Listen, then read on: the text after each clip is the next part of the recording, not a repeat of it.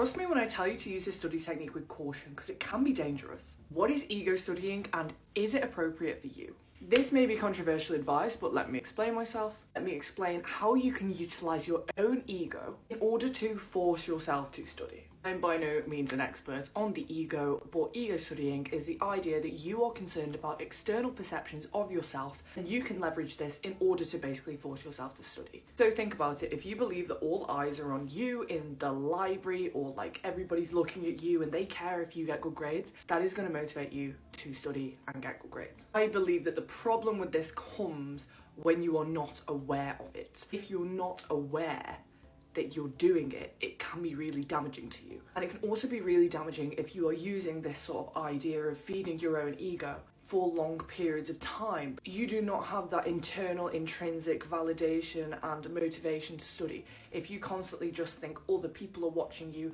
you're doing this to get other people to reward you in a way. This is something that I would only ever advise you do short term, in short bursts, and in a more light-hearted way. So I'm not saying study because everybody's looking at you and if you get bad grades then you're a failure. That is a form of bad ego studying. A form of good ego studying, going to the silent area of the library because everybody else around you is working, and if you're not working you're like, oh no, I don't fit in, and then you start working.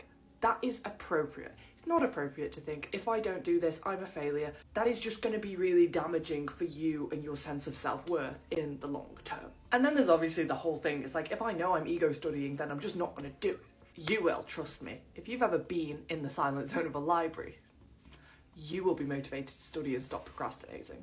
If you're in a big group of people who are working in a group setting, talking about the work, that is going to motivate you to study. I just want to reiterate one more time that this becomes a problem when you're like, I'm stupid, I'm not studying, everybody hates me, everybody thinks I'm stupid. That may be a consequence of doing this for too long a period of time and getting too bogged down in it. Your motivation fundamentally needs to come intrinsically. It can't come from other people like, I need to please my parents, or like, I need to be the best in my class, because that is not sustainable. If you're consistently getting the best in your class, you're going to go onto an educational establishment where you're not going to be the best in your class, and if you don't have that driving motivation anymore, then you're just going to crash and burn like Rory Gilmore in Gilmore Girls. Like I said, use this study technique with caution, but absolutely utilize it in short bursts in order to motivate yourself to study for your upcoming exams.